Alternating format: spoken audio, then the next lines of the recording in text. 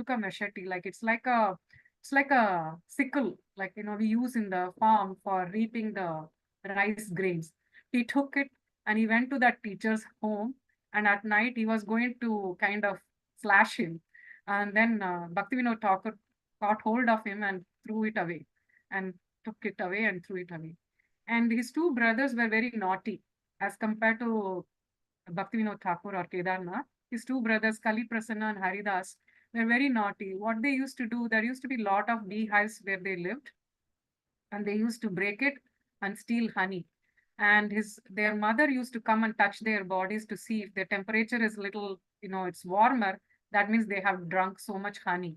But Kedarnath Datta was not interested in all those things. What he used to do is he used to go to the gatekeepers of the school and used to talk to them, and they used to talk stories, tell stories from Ramayana and Mahabharata, and he developed a lot of interest.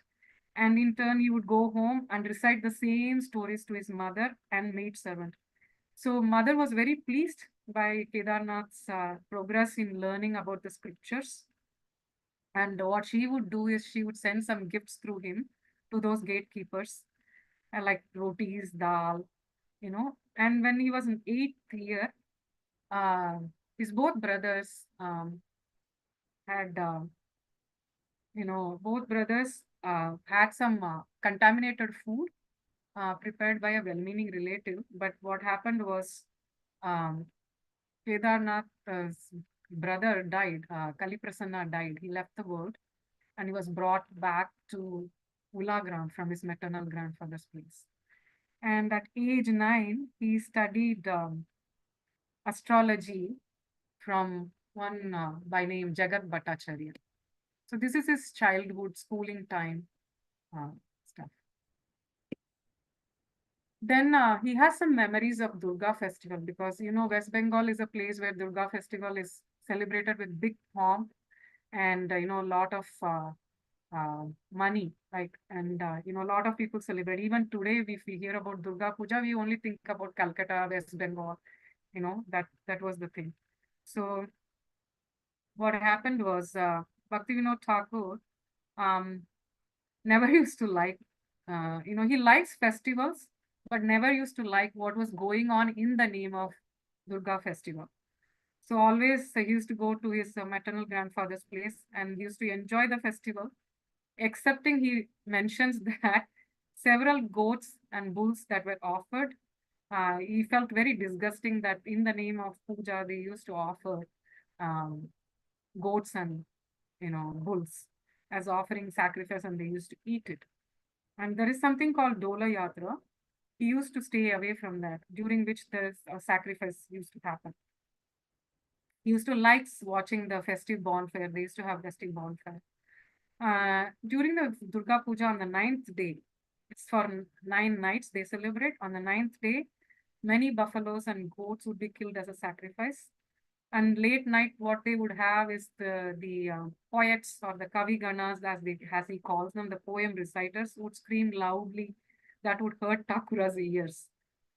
So everyone used to enjoy this occasion, excepting the goats and buffaloes that were sacrificed. So that Thakura noted of this festival in a sardonic humor. And Kedarnath Datta Thakura was very attracted to any kind of religious festival. He used to like hearing Mahabharata and Ramayana recitation, and he specifically liked some parts of the Ramayana, which was like hearing about Hanumanji crossing the ocean and getting to Lanka, and also about the demoness Simhika. So she used to drag people. There were two demonesses. So one was Simhika, and there was another one, I forgot the name. But one used to drag people when they fly over the ocean just by seeing their shadow. She would pull the shadow and they'll bring them down. That's like representing envy. Like, they'll just pull down somebody who is progressing in the spiritual path. We can see, or even in the material world, we can see somebody who cannot tolerate somebody else's progress. They will try to snatch them down. So Thakura mentions about that. Then, and Simika was also the sister of Hiranyakashipu. So that was Durga Puja. What happened was, like I said, both sides of mother's side and father's side of Srila Bhaktivinoda Thakur, they were very rich. But somehow or other, at some point of time, their fortune started declining. They lost their properties. Grandfather's property, paternal father's side, grandfather's property was mortgaged and the property was lost.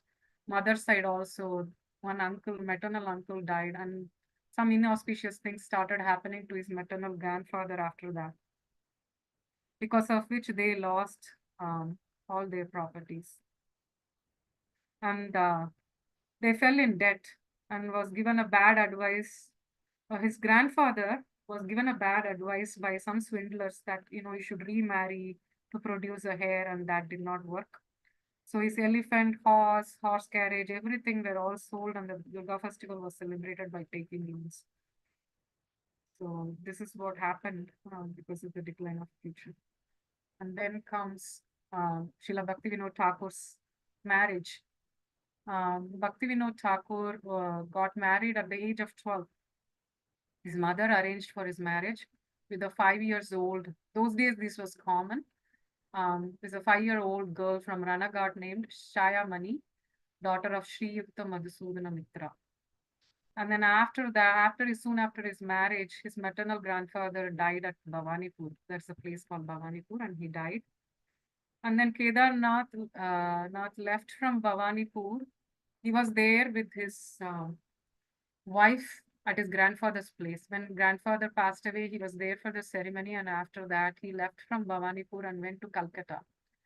And when he went to Calcutta, he was so disgusted by Calcutta is a lot of smell, like, foul smell, and it took away completely his appetite. And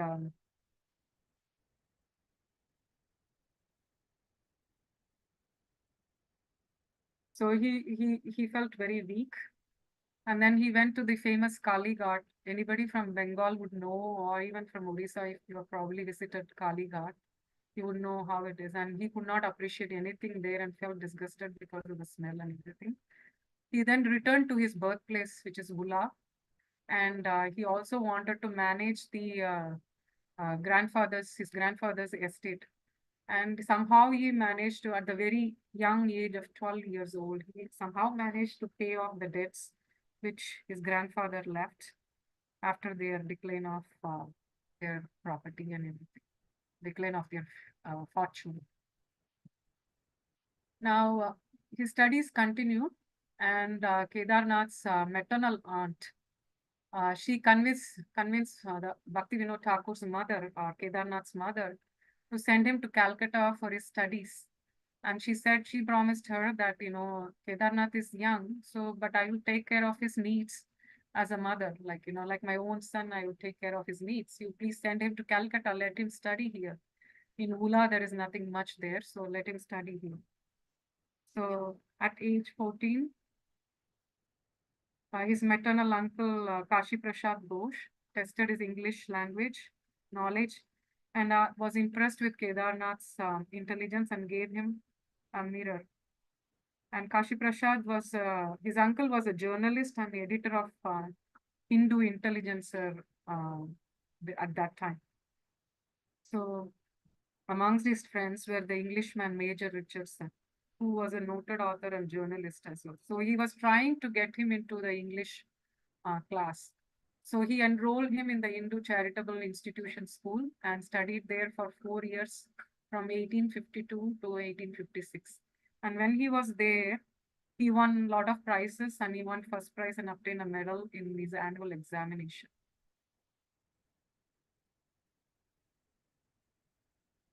So, like I said, Srila Bhaktivinoda Thakur always had some issue with his health.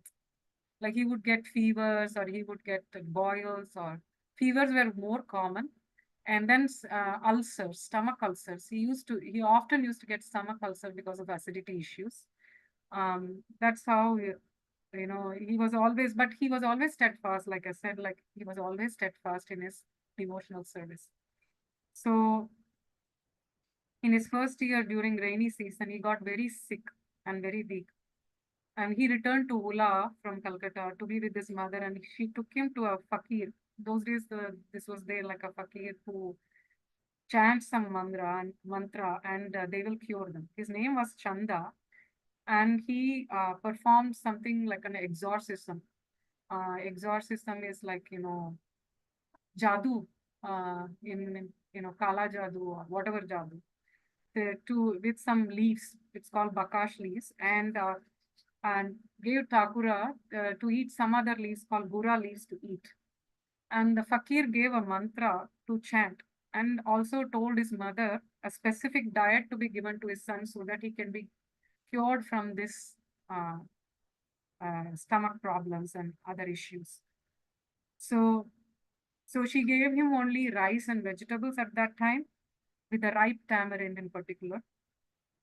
And he also told Takura that, this condition of yours, soon will go away, but you will also have a dream. In the dream, there will be something that will be revealed to you.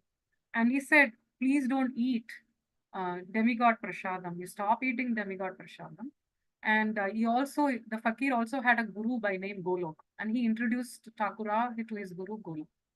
And then his guru, Golok, predicted that in Ulagram, after so many years, many would die from an epidemic, from fever and disease. And he also predicted at the same time that Kedarnath would become a great Vaishnava when he becomes older. This was the fakir's guru, Golok, who said that.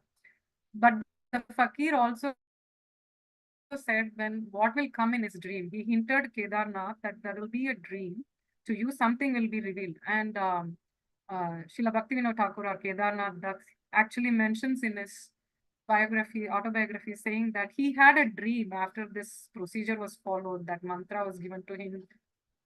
He had a specific diet of rice and vegetables in ripe tamarind.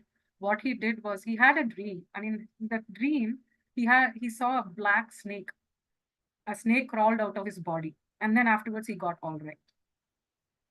So that's the one he mentioned. That's what it is. That fakir had supernatural powers, and the fakir's guru also was actually a cobbler by profession, but he belonged to Karatavaja sect, which was like a strict Vaishnavas. But they had some impersonalist views. But Golok, the guru of that fakir, had a lot of supernatural powers, and that quite impressed uh, Kedarnath Dutt or Srila Bhaktivinoda Thakur. So, and then now we go to the contributions that he did before the age of 18.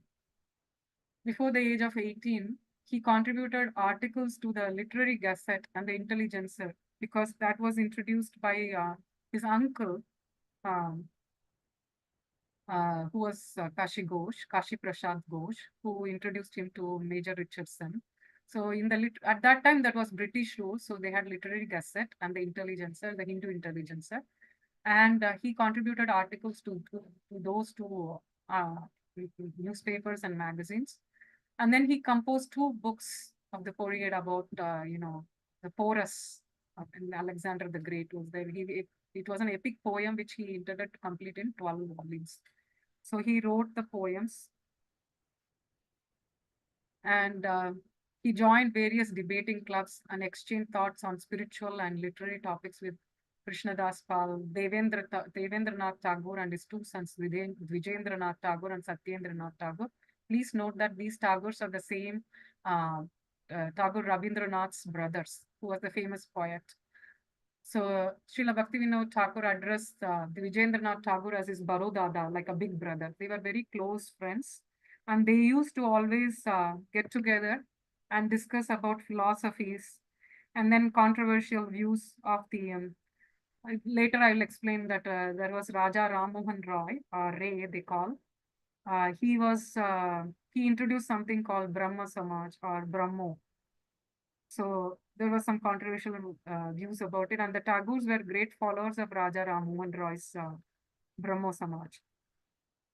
At this time, Thakura also met some Christian missionary on a regular basis and had frequent discussions about Christianity, Hinduism, and the philosophies.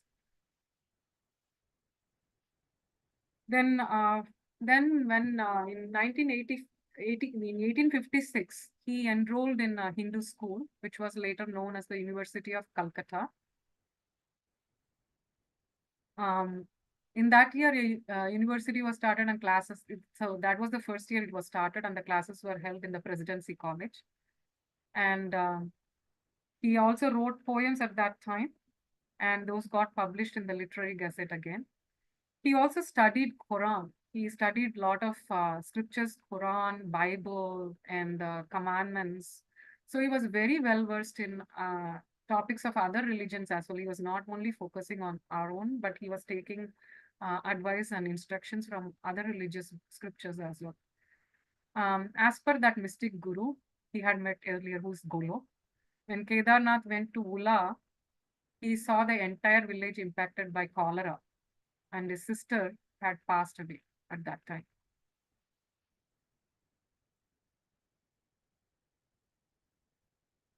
So he always was fascinated by religion or theism, and he spent hours studying different scriptures and developed deep faith in, actually, he developed deep faith in Jesus Christ at that time. And whatever he read, he used to discuss with Dvijendranath Tagore. And at the same time, around the same time, 1857 and 1856, the Sipahi mutiny happened in India when the British rule was there. If some people remember here, the elderly senior devotees might remember.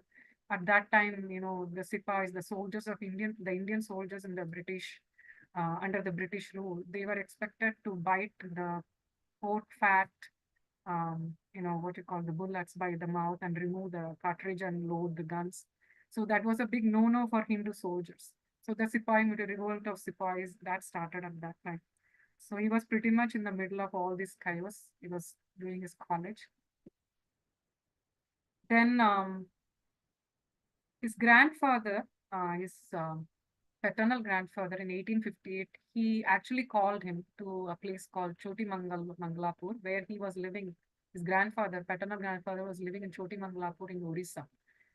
And he expressed his desire to see Kedarnath as soon as possible. And he said that, oh, I'm going to leave my body. I would like to see you before I leave my body. Please come. And he sent a letter. So he went with his mother and his wife. And for him at that age, it was very difficult to get to his grandfather's place, but he somehow managed with bullock carts and things like that. And what happened was his grandfather used to usually have a lot of cows in his house. And so there was no dearth of yogurt or ghee. So his grandfather ate nothing during the day. And at midnight, what he would do is he ate only two kachoris full of chilies. And he would cook milk with date sugar and used to eat. And his grandfather was a fearless person. And he was always chanting the holy name of the Lord, always, always. And he used to pull out snakes from their holes and smash it under his shoes. This Thakura has been mentioning this in his autobiography that his grandfather was a very fearless person, and his grandfather wore saffron clothes, and he could predict the future and knew when he would die. He worshipped Lord Jagannath and Sri Radha Madhav at his house, and he made a horoscope for Kedarnath and said he would get a good position or a job at the age of 27 because all the while he was struggling. So his grandfather said that, please come to Choti Mangalapur. I'm going to die and I would like to see you before I breathe my last. And when he arrived, to his amazement, the grandfather was looking fine and he was not sick. He was very much okay. But as per Kedarnath, that he said that his grandfather could predict astrologically. So he said on the third day of Kedarnath's arrival at Orissa, his grandfather had very slight fever, and he told his Bhaktivinoda Thakur that whatever occupation he gets at 27 will be the one he would continue in his future, and he would become a great Vaishnava, and gave his blessings. And while continuously chanting, he left his body and left. And Thakura mentions that his life hair left from his forehead, and that has been mentioned in his autobiography. What a great soul that he left chanting his body, his grandfather. So So then what happened was Bhaktivinoda Thakur took, because in order for him to support his mother and his wife, he had to do something. So he took teacher's examination at that time and got certificate of qualification. And he was 21 at this time. In May 1859, he took that examination. He was only 21 years old. So there were 6 more years to go for his grandfather's prediction to come true. At the age of 27, he was going to get something bigger. And then he went to Puri at that time.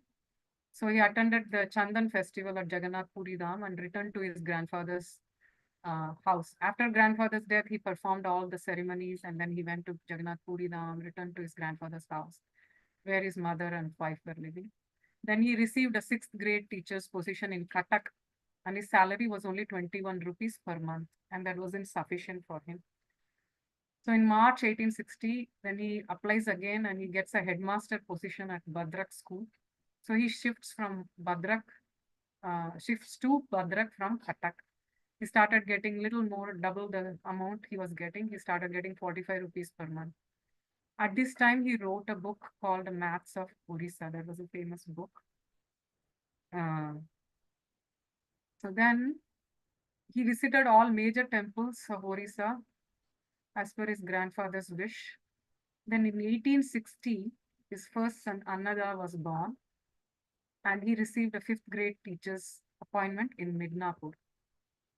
But Midnapur was very conducive for good health. But what happens is that spiritual environment was very disturbed at Midnapur because of the controversy between the Orthodox Hindus, conservative Hindus, and followers of Raja Ram Mohan Ray. Raja Ram Mohan Ray was a personality who was a reformer in West Bengal who believed sati. Sati is like self-immolation. After the husband passes away, in those days, the wife used to jump onto the fire, the same fire where the husband was burnt. Husband's body was burnt. So he used to fight against sati to should be outlawed, and the caste system should be too. And much of the Vedic knowledge, as per him, was mythological. It was myth to him, not facts. But and that should be an empirical knowledge. Stress should be on empirical knowledge or jnana. That's what his advocacy was. And he rejected completely the teachings of Lord Chaitanya. And Bhaktivinoda Thakur didn't like it. And his own mother, Raja Rammohan Ray's own mother, actually rejected him, disowned him as a son because he was going mad with criticizing all the Vaishnava literatures, Vaishnavas.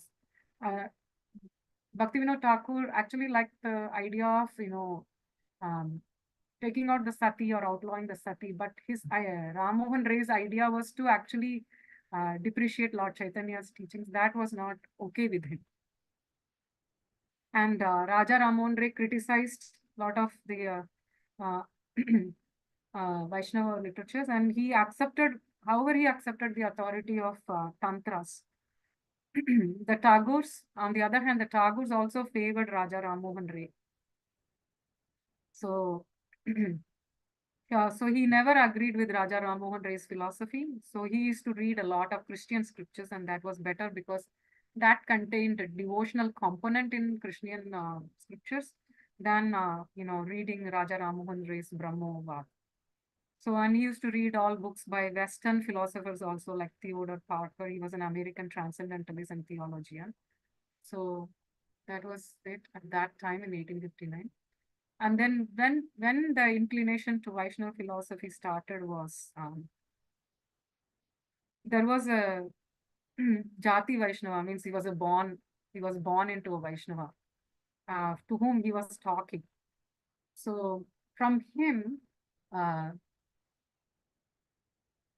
he learned Lord Chaitanya's about Lord Chaitanya and his teachings.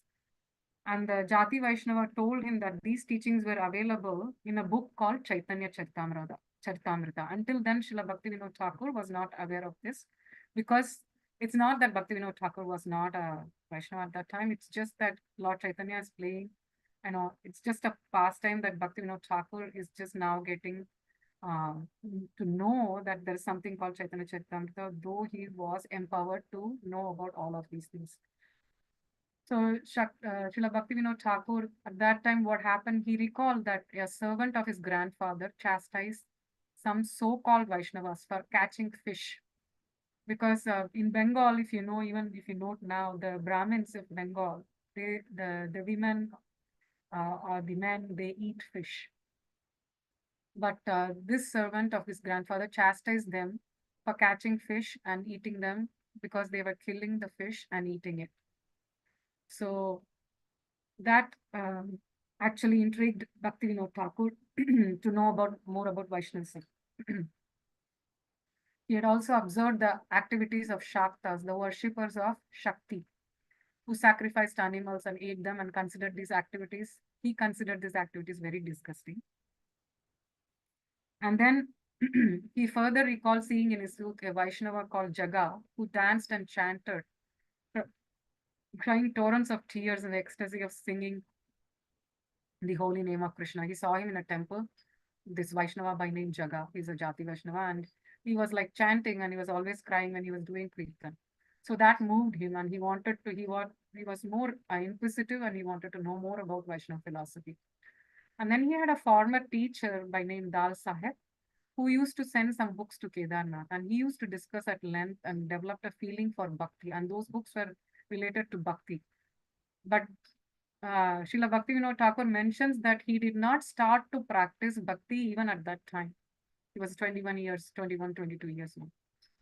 And this is when he was at Midnapur and he decided to obtain and read books of Vaishnava philosophy because he had talked to Jaga, he had talked to Dal Saheb, he had talked to his grandfather's servant.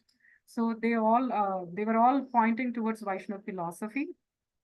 So he started developing more interest in learning more about Vaishnava works. Should we take a break for 5 minutes? It's 8:35. Yes, yes, Mataji. Am I going very fast? No, it's okay, Mother. I have lots Mother of Priya. I think it's okay. Because a lot of details are there. You are Because it's going through so many autobiography. details, right? Yeah. Yes, it's life history. Yeah. But it's a nice, very nice. At least we So we'll know. take a break Yeah. from. Yes, Sorry yes, to interrupt you. Please go Mataji, you on. can take a break. Okay.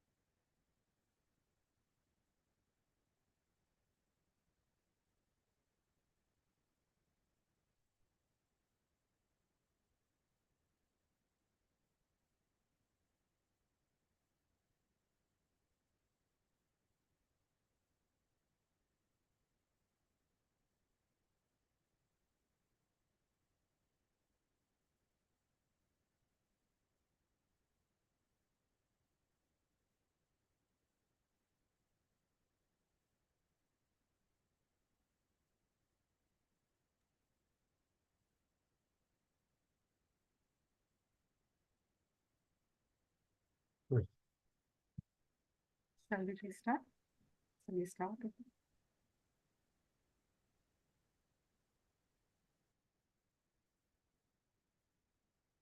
5 minutes there.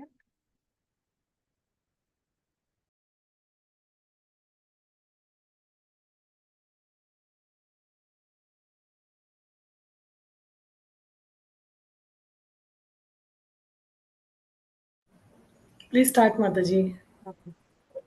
So now between 1816 to 1829, so when his inquisitiveness for knowing more about Vaishnava philosophy was there, so he was looking for some Vaishnava works to study, like especially Chaitanya Charitamrita that was mentioned by that devotee, his grandfather's servant.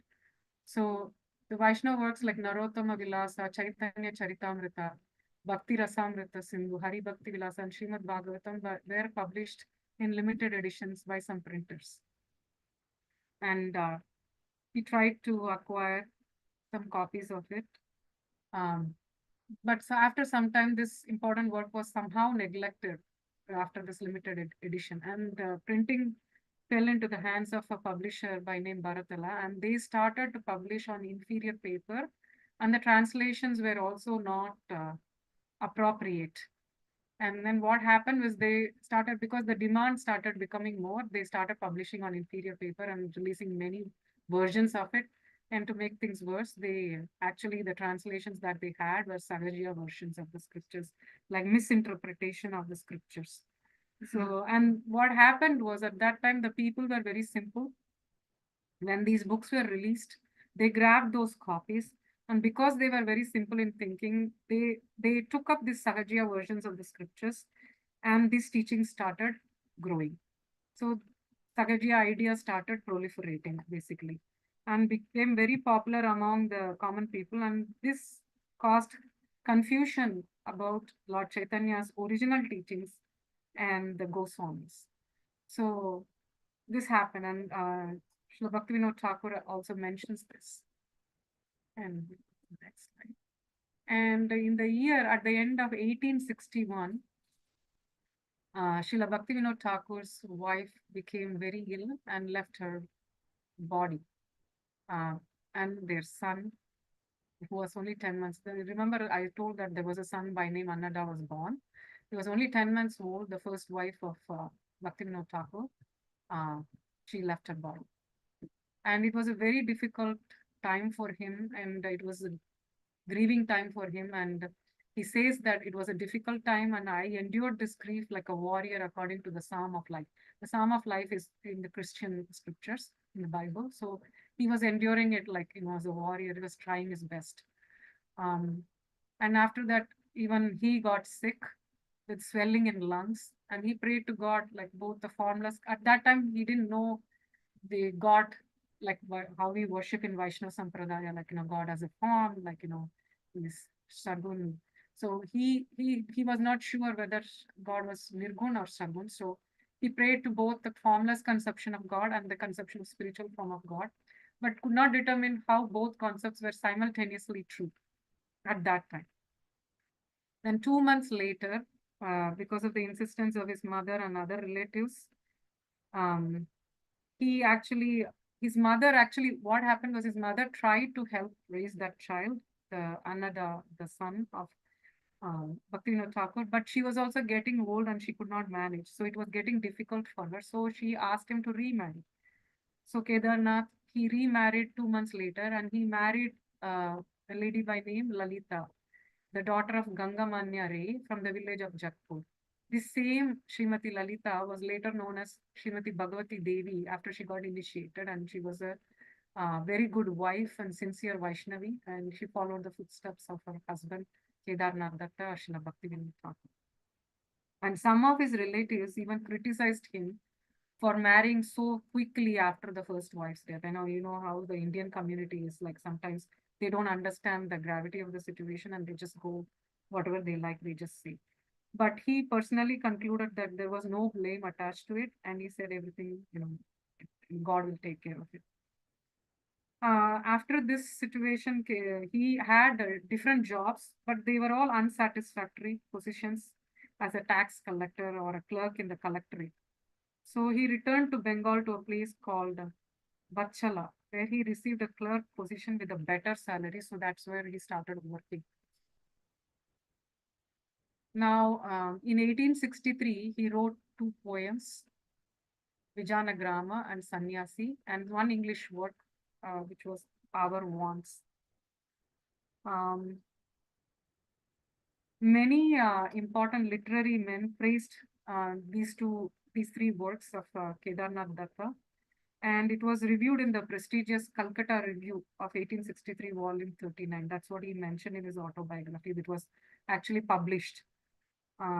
During that time, what happened in 1863, there was a lot of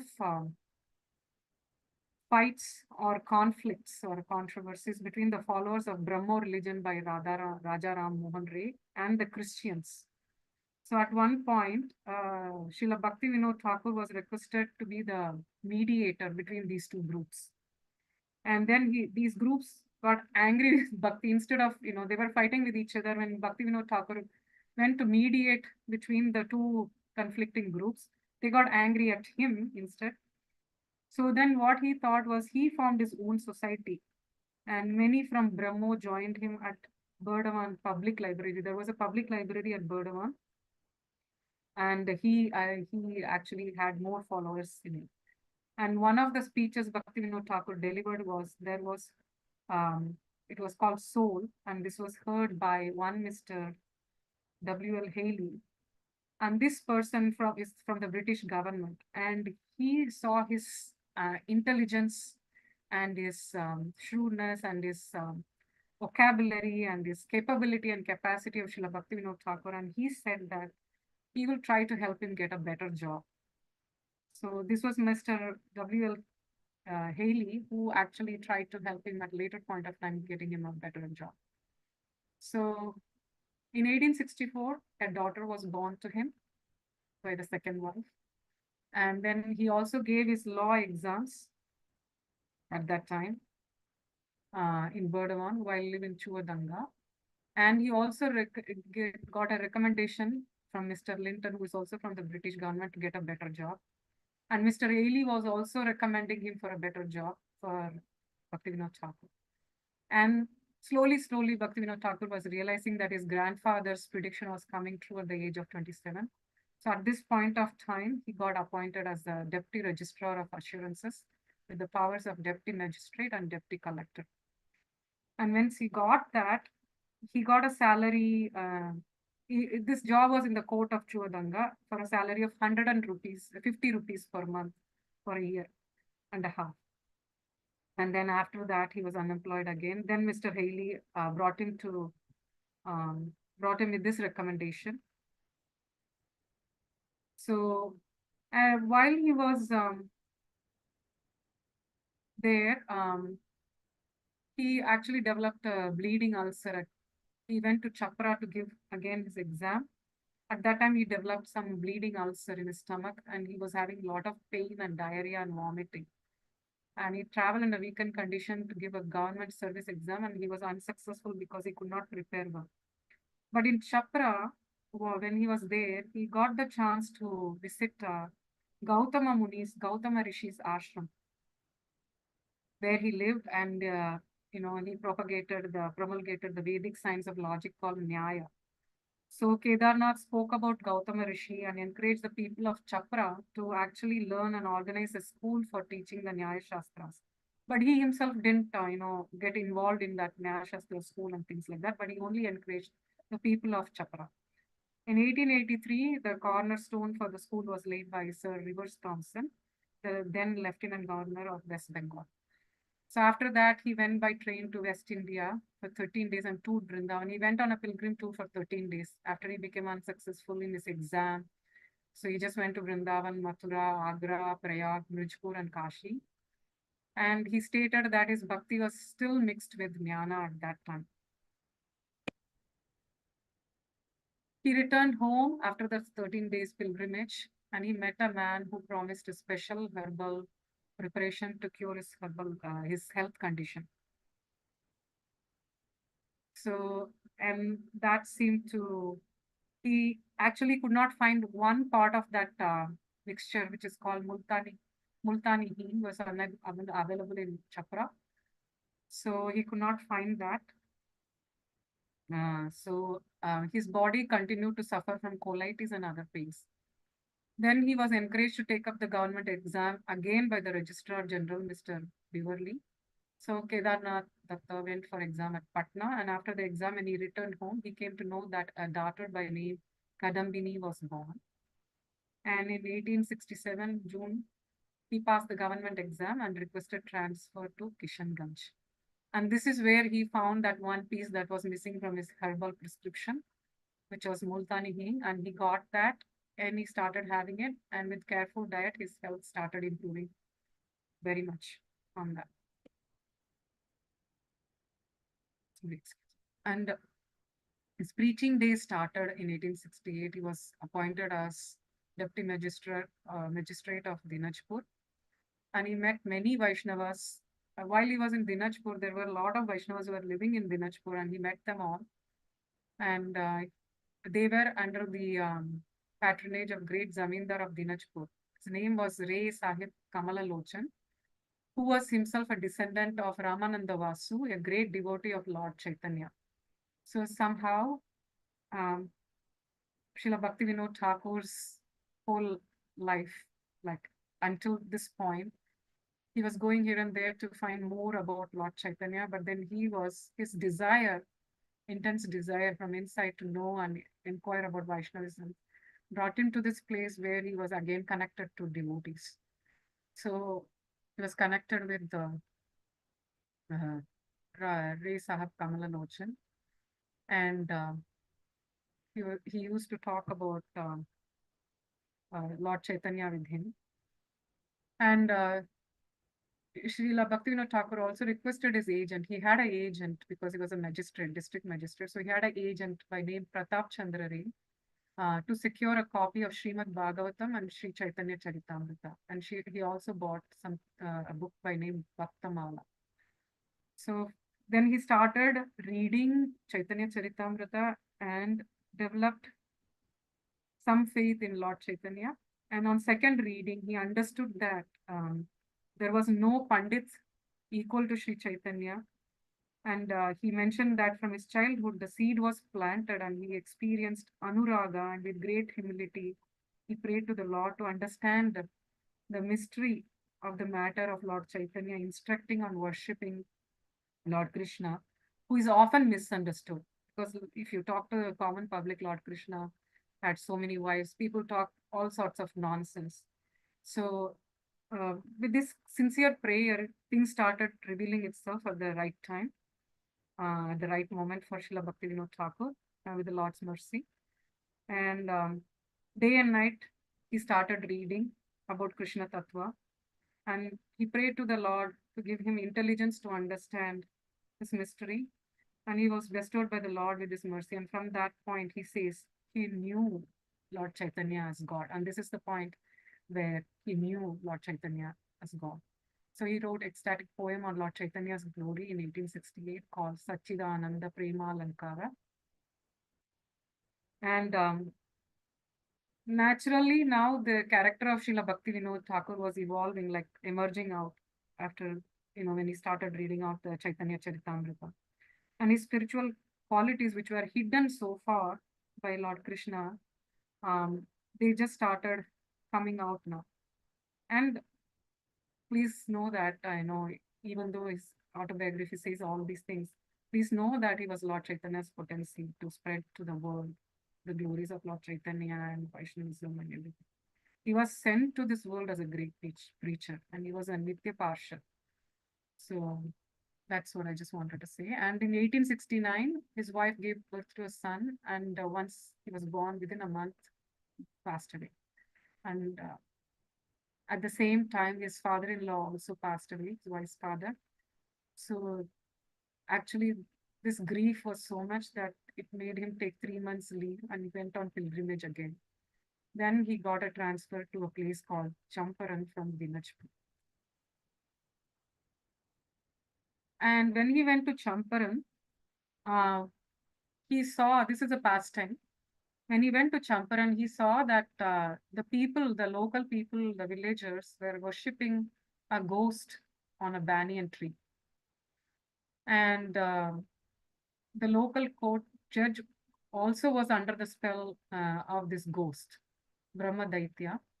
And what happened was he would resolve all the cases under the banyan tree and as per the spell of the ghost. Like if the ghost says, oh, punish this person, even though that person was innocent, the judge will punish that because he was influenced by that ghost spell and repeatedly delivered court judgments which favored some bandits, like some dacoits. So what happened was one day a Pandita, father of a famous woman scholar, begged alms from Thakura, and Srila Bhaktivinoda Thakur engaged him in reciting. When Bhaktivinoda Thakur was in Champaran, he came to know about this problem. So what he did was he said, you go and recite Srimad Bhagavatam under the banyan tree for a month, and we will see what happens to the Brahmadaitya. So Srila Bhaktivinoda Thakur engaged this Pandita, father of the famous scholar. Under the tree, he started reading Bhagavatam every day. And then by the month end or the end of the month, when he was completing the Bhagavatam, the Brahmadaitya left the place. The tree fell down and the Brahmadaitya left that place. And the bandits were very irritated by this because they cannot do this again and cheat the people of the villages. So this was one of the pastimes. And it shows how potent is Srimad Bhagavatam that this can drive away even the Brahmadaitya, right? So we should take to the reading of Srimad Bhagavatam, including myself, seriously, so that auspiciousness and our faith and conviction, increases in our workshops. And he passed the second attempt at Chapra, the law examination. So he requested for a transfer to Puri. So then, so he was transferred, and what he did was he took copies of his Srimad Bhagavatam that was procured by his agent or assistant and Chaitanya Charitamrita with him to Puri. And during his absence, a son named Radhika Prasad was born to him. He remembers that he went to temple for darshan of Sri Jagannath Ji daily while at Puri. And he used to get ecstatic remembering Lord Chaitanya's emotions, where when he saw Jagannath, when he was there for his last 18 years, of Lord Chaitanya, before he left, he was at Jagannath Puri Dham, that we know. And he used to go to all those places where Lord Chaitanya went in Puri, and he used to feel that ecstasy, remembering Lord Chaitanya. Then for a few months, he was alone in Puri because he just took 2 books, but his family was still back in Chapra. And then after the puja season, he brought his family to a rented brick house there. And they were all together again. And in 1871, he composed a famous poem in contemplation of the tomb of Srila Haridas Thakur. And the 9th verse of this poem is well known to all of us. When we actually send condolences to fellow devotees, we always mention this. He reasons ill who tells that Vaishnavas die. When thou art living still in sound, the Vaishnavas die to live, and living try to spread a holy life around. You must be wondering where this was coming from when you were sending these messages with these 4 lines. And this is coming from the poem that Srila Bhaktivinoda Thakur actually composed in 1871, remembering Srila Haridas Thakur. And then he also wrote a poem in the same year, which was called Saragrahi Vaishnava. And remember this, like Srila Bhaktivinoda Thakur always worked under the British regime, and he never has mentioned in his autobiography that he was discriminated by the British. Everybody loved him. Everybody were affectionate to him because he did his job so perfectly. His character was spotless. He was very determined, and he was a warrior. He was very courageous. And he was already loved by all the Britishers under whom he worked, and everybody liked him, and everybody wanted him in their regime, like, or in their state, where they were, presiding the rules and regulations of that place.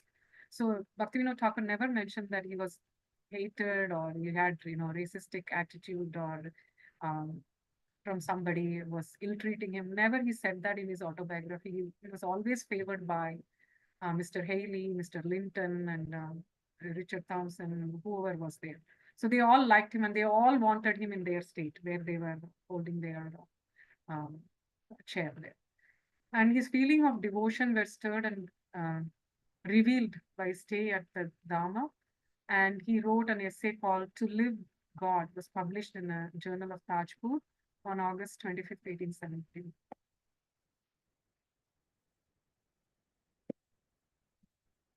So again, in Puri stay, he says that his mother, wife, his children, Annada, Radhika, Sadhu, Kadhu, and other relations came to stay at Puri and had darshan of Lord Jagannath every day. The whole family used to go to Lord Jagannath to see him every day.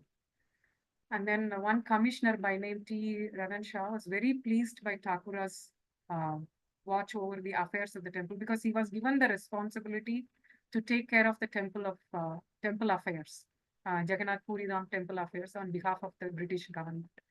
And British knew that this temple was very dear to the Orissa people, and they cannot do things that they did in other provinces or states. And they give this responsibility to Srila Bhaktivinoda Thakur. And at that time, many bad practices were there, mal practices were there in Puri Dham because they were not offering the Lord the required bhoga offerings at the right time, and they were not doing things as supposed to be done as per the Shastras. So when Bhaktivinoda Thakur took hold of that responsibility, he made sure that regular offerings were prepared and offered punctually to the lordships. And he took every opportunity to visit the pastime places of Lord Chaitanya and to experience the mood of ecstatic separation from Krishna, which was ever present there at the Dham where Lord had passed his 18 years. Then his third son, Kamala Prasad, was born at Puri Dham.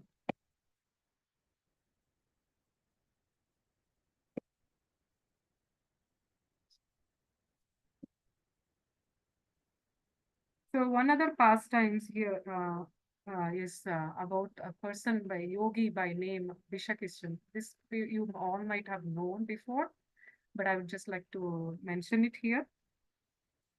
So this yogi claimed to be the incarnation of Mahavishnu, and he belonged to a sect called Atibari sect, started by Jagannath Dasa. This Jagannath Dasa originally was a Vaishnava, like following Lord Chaitanya.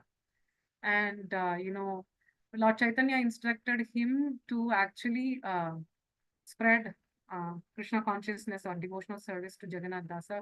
But over a period of time, his desire for fame was too much that he left Lord Chaitanya and he went into Mayavadi philosophy. He took shelter of Mayavadi philosophy. And Lord Chaitanya, that's why he rejected him. And so he was called as Atibari.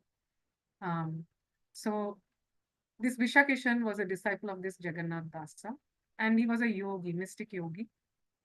And he possessed some mystic powers because he was perfecting his Ashta Siddhis, Yoga Siddhis. So what happened was this Vishakishan said that, like, I'm an incarnation of Mahavishnu, and I can do anything and everything, and Lord Jagannath is only just a piece of wooden piece. He's not a god. So he was blaspheming, he was offending the Lord, and he was doing all sorts of nonsense. And he was demanding things from people, common people. He said that he would cure health problems by doing some miracles, and he will extract money from them. And he would even say that I'm going to perform Ras Leela. Send your wives, so I need gopis perform Ras Leela, and he would have illicit relationship with the local people's wives, and they were very much disgusted with this person's act, some of them, and some of them were very afraid of this person. So this Atibari sect had forged many books, and wherein it is written that Lord Chaitanya will appear again, and they claim to be that Lord Chaitanya, and they claim to be that, oh, we are that Brahma, Balaram and Krishna. They themselves imitated the lordships, and it was the biggest offense they could do. And Vishakishan built a temple in jungle near the village of Sharadaipur, and he exhibited some mystic powers by performing some miracles using yoga siddhis. And people started believing that he is God. His two associates posed as Guna, Tsars, Brahma, and Shiva. What nonsense that he was doing. And he also intimidated the local kings and the citizens of that place in Orissa. And because of fear, they used to send him money and, and wives. And the husbands who were very disgusted with this act of those wives, they approached the government for help. And that's when Thakura stepped in. Bhaktivinoda Thakur stepped in. And he went to visit Vishakeshan. And then Vishakeshan said, "Oh, Babu, I have come to have darshan of you." And the mystic yogi says, "Oh, why do you desire to see me? I know you are a good person. You are a follower of God." So then Thakura says that, "Oh, your name has spread very famous far and wide. The attraction of that name has brought me here." So then the yogi says, "Oh, you are a devotee. You are my devotee because I am Mahavishnu, like you are my devotee. Will you say that you have come to get the gift of bhakti to me? Good, good. I'm most satisfied with you. Will you listen to some advice?" So then Babu says, "Please instruct me." Thakura says, "Please instruct me." Yogi says, "Oh, when you are my devotee and you come from so far to see me, then my intention is to tell you something. You have read Gita, of course. Do you remember my earlier vow?" Then he's reminding him of the sloka, Paritranaya sadhuna vinashaya cha dushkritam, dharma samsthapanarthaya sambhavami yuge yuge. To protect the pious living beings and to put an end to malevolence, I appear in every age to establish dharma. So this is what he says. Saying this, Vishakishan placed a palm leaf into Thakura's hand, and on it was written that Vanera achi Vishakishan Guptera achi na janai ana Tera minare Arambirarana Chaturbhuja hoi Nashiva Mlecha Gana. Vishakishan is in the forest. He is hiding and nobody knows him. His reign will begin on the 13th of the month of Meena. Manifesting 4 hands, 4 arms, he will destroy the Mlechas. And this drove Thakura so mad and angry. He said, Thakura got so angry when Vishakishan blasphemed Lord Jagannath is merely a piece of wood, and Lord Chaitanya was his beloved devotee. So Yogi showed up how he cured people with disease. Thakura was not moved, and he gave the orders to arrest the Yogi. And the police constables were afraid seeing his, fire coming out from his shika, long braid. And he took them to the jail, took him to the jail, and in jail he told the jailers to cut his shika short. And once the shika was before that, what happened is Vishakishan said, like, you will repent your action. And when Thakura went home, his daughter got very sick, and his wife told, "Oh, please take back that arrest warrant and release that guy, otherwise our family will be destroyed." But Thakura did not hear. He said, whatever will happen, Lord will decide. Let's not do anything about it. Let him get punished because he's doing wrong things. So he was very steadfast. He got the punishment, and he told the jailers to cut off his long braid, and he became very weak. And after that, he drank poison while he was in the jail, and he died. So Thakura was steadfast in all adversities and adverse situations. He was very much having the conviction that the Lord will protect. And then his Vaishnava studies, he wanted to learn more. So what he self-appointed one Gopinath Pandita as his tutor. And he also mentions that during his stay at Puri Dham, he made a lot of advancement in his bhakti, in his devotional service. And he became more detached from worldly life. And many of the Mayavadis there became his followers, and they became Vaishnavas by listening to Bhaktivinoda Thakur's lectures on Srimad Bhagavatam at the Bhakti Mandap at the Puri temple. And Srila Bhaktivinoda Thakur also used to spend long hours, especially at Tota Gopinath temple, the Samadhi of Srila Haridas Thakur, and the Siddha Bakula tree and the Gambhira, where Chaitanya Mahaprabhu used to spend a lot of time. So the Vaishnava studies, he studied systematically 12 cantos of Srimad Bhagavatam with Sridhara Swami's commentaries, and 2 other Panditas, Harihar Dasa and Markandeya Mahapatra, also studied with him, who had already studied Nyaya and Vedanta at Mayapur and Banaras. They studied Bhagavatam with him. And he also made a copy of Srila Jiva Goswami's Shat Sandarbhas that we attended class of Charchandra Prabhuji, who took all these pains to do these classes with Charak Prabhuji, and he read it.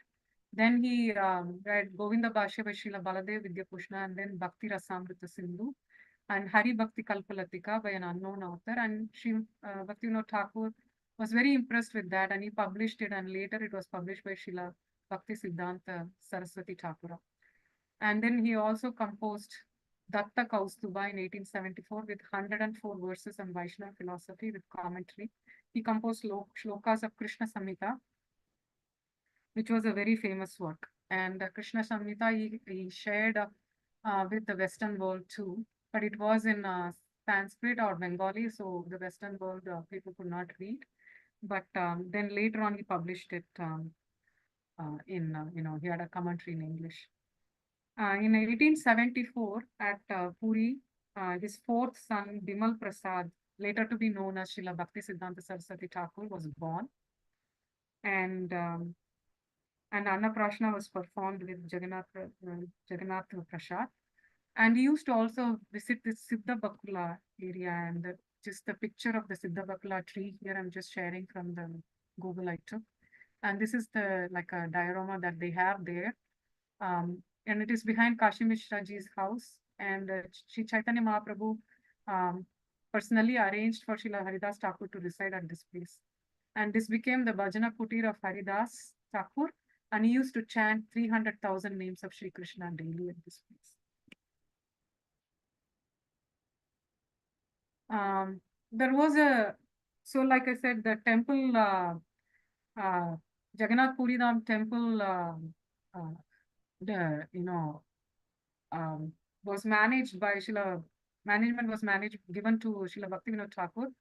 And before his time, the temple money was misappropriated by the Raja in 1874. He took like 80,000 rupees from it, and Bhaktivinoda Thakur came to know about it. And he punished the Raja by asking him to offer Naivedya like 52 times a day. So what was happening is the khazana, the treasury of the Raja was getting depleted because he had to offer 52 times Bhoga to Lord Jagannath. And he was very angry and he wanted to take revenge on Bhaktivinoda Thakur. So he wanted to kill Bhaktivinoda Thakur, but because Bhaktivinoda Thakur was very famous magistrate, deputy magistrate, and that was not, if he did that, he will be caught and put in prison. So he wanted to do a secret fire sacrifice, and he did that with the help of 50 panditas who were chanting mantras just to kill him by mystic influence after chanting the mantras and performing the fire sacrifice. So it was a 30 days long sacrifice. And when the Purna Ahuti, or the last oblation of clarified butter, was supposed to be poured into the yajna, the Raja's son himself died instead of Bhaktivinoda Thakur. So, we should always remember the devotees are always protected by Sri Krishna. Nobody can kill them if Krishna wants them to live, and nobody can make them live if Krishna wants to take them back. So, Rake Krishna Mare Krishna Rake. So that's what it is. And after 5 years of service at Puri, the Thakura left Puri to settle some urgent family business, and subsequently was posted at different places in Bengal. And then at that time, he had this fifth son called Varada Prasad, and he was born at Ranagar. And then when he was in Calcutta, he went to meet Mr. Haley, because of whom he became a deputy magistrate. And he was very sick at that time, but he was still very affectionate to Thakura. And Thakura got another appointment to a place called Araria, and he got sick again with some urinary disease, and 2 months he took sick leave, and his condition gradually improved. So that was the royal conspiracy that happened, the king's. So he wrote Krishna Samhita some time ago, but it was published in a place called Narel in 1880. Sorry.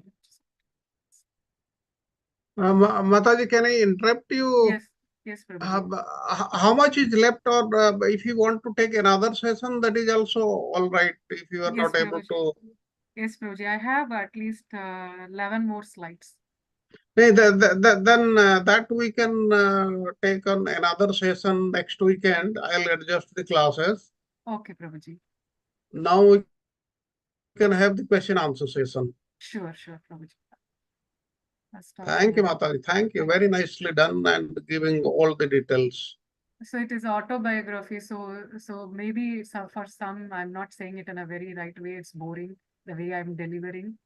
But it was very interesting for me to read Srila Bhaktivinoda Thakur's life history and understanding how he was so determined, so determined. I mean, he was going through so many adverse situations in his life throughout, but he was so brave and always had the conviction.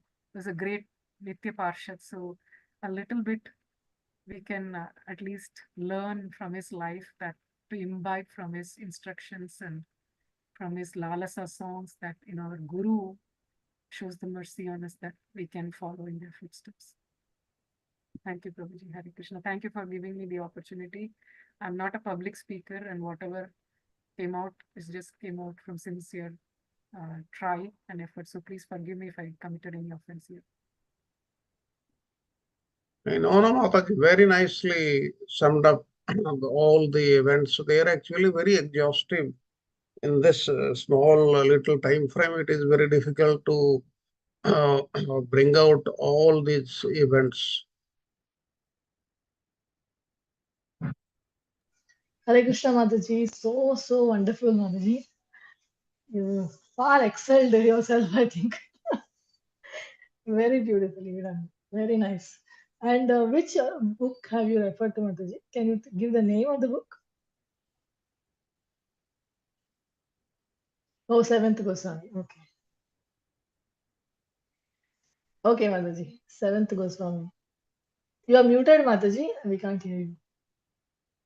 Sorry, it's Rupa Vilas Das Prabhuji's Seventh Goswami, the book.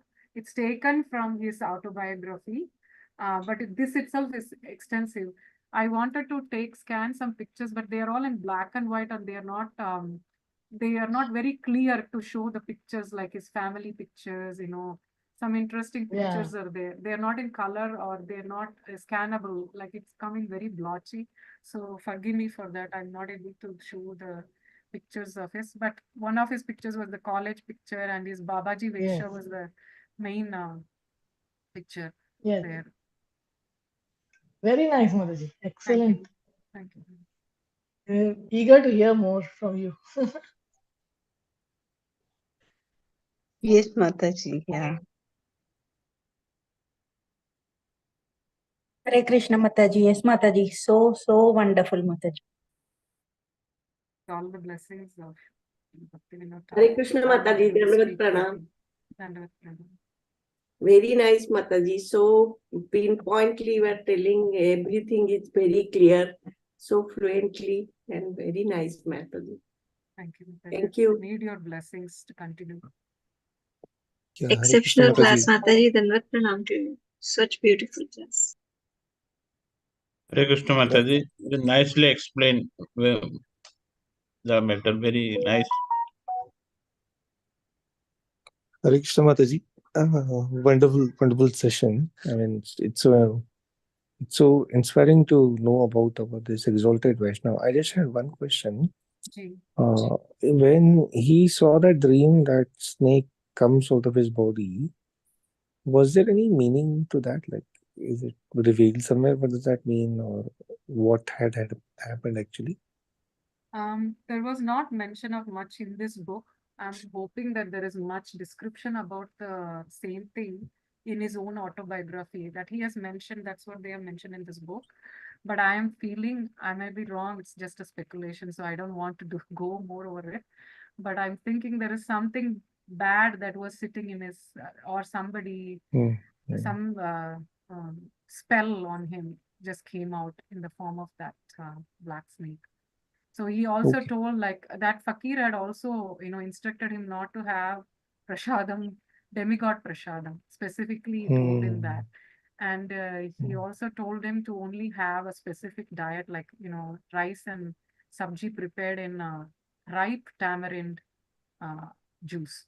So, and he gave him a mantra, and that Fakir was also a disciple of that cobbler who was now named Golok. He was a Vaishnava. He was himself a Vaishnava, but they had some impersonalistic views on Vaishnavism. But they were worshippers of Vishnu, and they gave that mantra. So anything unwanted is just going on. That's my understanding to my small brain, but I may be wrong. Further investigation, if anyone sees on the internet, can share with me too. Like I tried my best. I'm not able to find. I'm thinking that the black snake Yeah, indicates Mataji, so something. wonderful. Yeah, let's try and figure that out. Yeah, We'll indicates see if we something can. bad that is in like bad spell that was there and that went out. Thank you. Thank you Mataji, so much, Mataji. Mataji, you said Wonderful he was born presentation, in Mataji. Ulagram, right? You said he was Ula, born in Ulagram. Ulagram, yes. Then that was his maternal grandfather's house, right? Yes, Should be, right? yes, Normally. yes.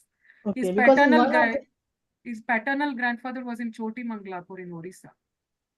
yes. So in one place, you in one slide you said he left from his maternal grandfather's house to Ulagram. So I was thinking it both are the same. So how did he travel there? One of the slides. Anyway, One I of the don't. slides. Okay, I'll go back and verify in next class. Yeah, yeah. Okay, no problem. It may be even typo, or maybe I have to go through it again and see. Okay, much. Thank you. Hare Krishna, Mataji, Dangatana, very nice, Krishna, wonderful Hare session. Krishna, Thank you Mataji, very much Krishna. for this detailed about giving us. Hare Krishna. Thank you. Hare Krishna, Mother. So nice, with the way you are walking through 1800 and 38, right? 1838, the period. We understand what was happening there in Bengal and how Bhakti Vinod Thakur grew up. And one thing is clear, how rare was Vaishnava in those days. Considering so many things were happening at that time, right? So how rare was Vaishnava philosophy, and how he established, after reaching to Puri, and the trouble he took for all that. It gives a lot of things, and that's how we see when we studied, that uh, Jiva, right? What is that last book we studied? Jaiva Dharma. Jaiva Dharma, sorry, I'm right. So we see how studying Christianity, studying the Islam and all that knowledge, how and understanding, and he reached to right place called Jagannath Puri, how the Lord gave a mercy to him and how everything flourished from that. It's a really a good thing. The Dham, we say, Dham has an influence. That was a great influence on him, and so nice to understand. You walked us through so nicely, Mother. Thank you. Hare Krishna. Thank you, Prabhuji. Hare Krishna. Please continue to listen.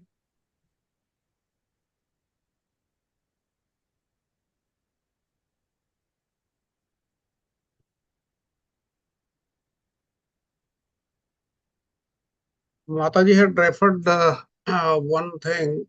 This was regarding Jagannath Das. Jagannath Das in Odisha.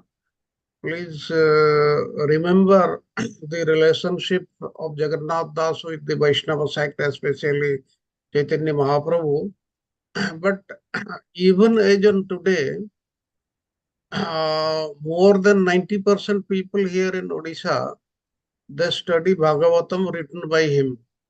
If you ask any novel people in Odisha, anybody, if you talk of Bhagavatam, they will talk of Bhagavatam written by Jagannath Das. He is so popular here.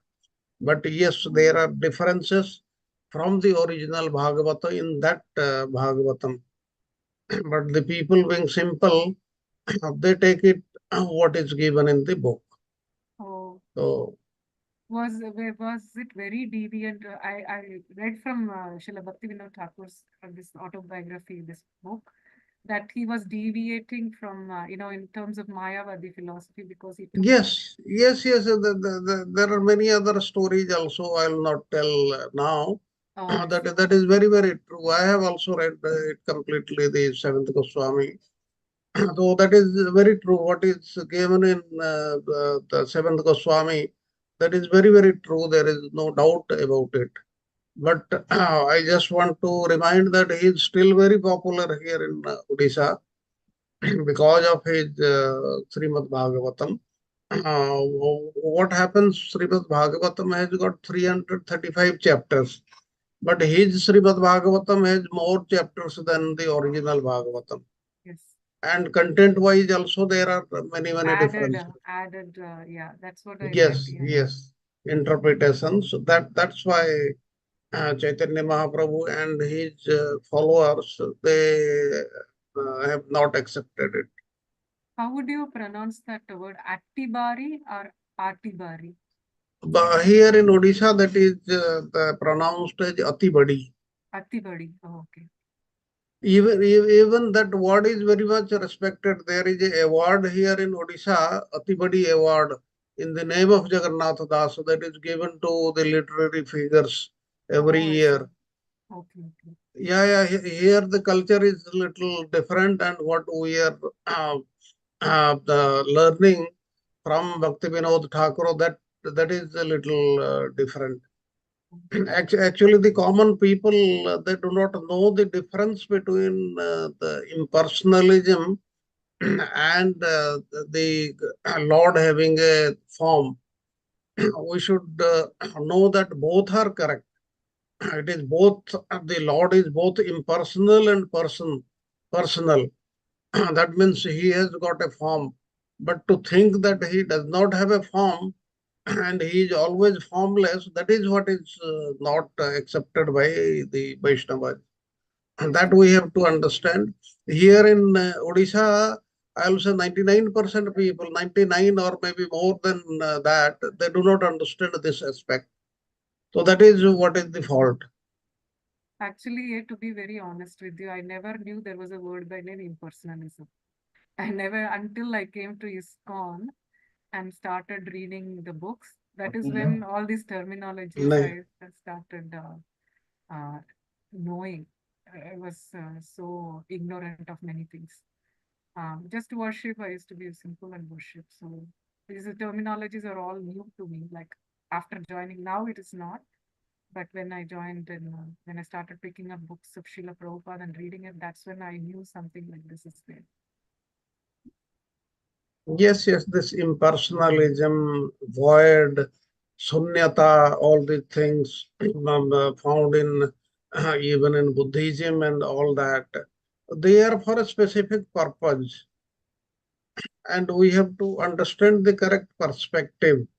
And one should not misinterpret and should never think that the Lord is impersonal. He is both personal and impersonal. That fact is correct. But if you follow impersonalism, if you think that only impersonalism is correct, then you are doomed. That is given in the Chaitanya Charitamrita also. That's why what is taught in ISKCON and all the Vaishnava sects, one should not hear even impersonalism.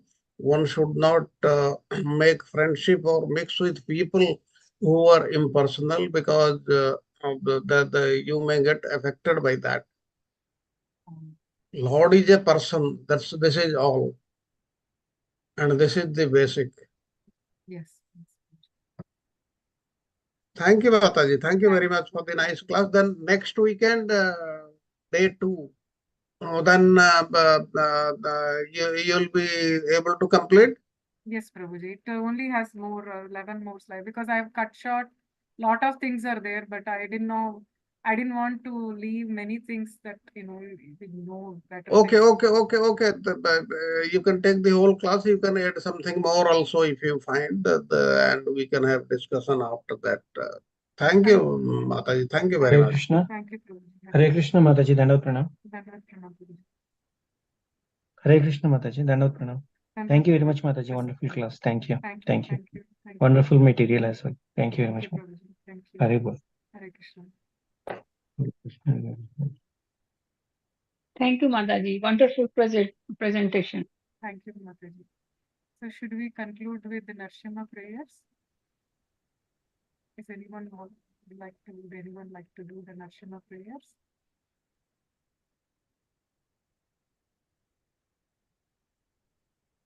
Shall I do it, Prabhuji, if no one is ready? Yes, yes, yes. Namaste Narasimhaya. Namaste Narasimhaya. Praladalagadayine.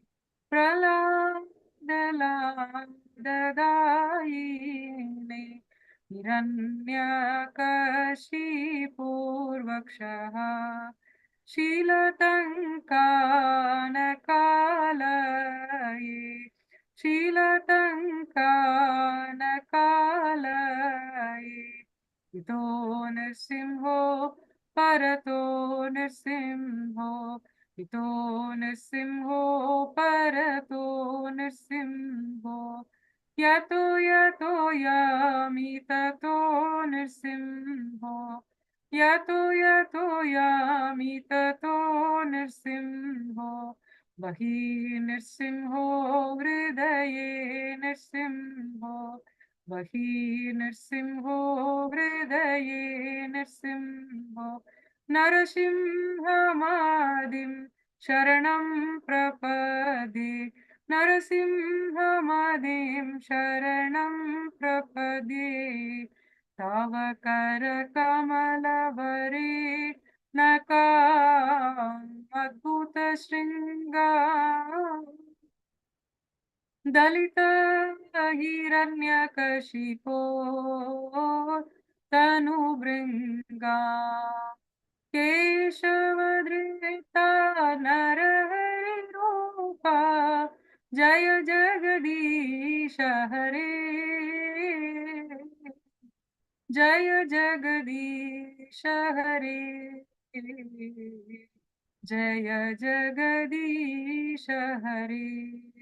तव कर कमलवरे नकामद्भुत शृंगा. दलित हिरण्यकशिपो तनु भृंगा. केशवधृता नरहरि रूपा जय जगदीश हरे. जय जगदीश हरे. जय जगदीश हरे. जय नृसिंहदेव जय नृसिंहदेव जय नृसिंहदेव जय नृसिंहदेव. जय लक्ष्मी नरसिंह जय प्रहलाद महाराज. जय लक्ष्मी नरसिंह जय प्रहलाद महाराज. जय प्रभुपदा जय प्रभुपदा जय प्रभुपदा श्रीला प्रभुपदा. भक्ति विघ्न लक्ष्मी नृसिंह भगवान की जय. प्रहलाद नृसिंह भगवान की जय. प्रहलाद महाराज की जय. श्रीला प्रभुपाद की जय. श्रीला भक्ति विनोद ठाकुर की जय.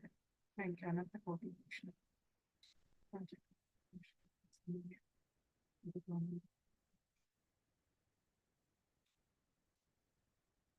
Thank you.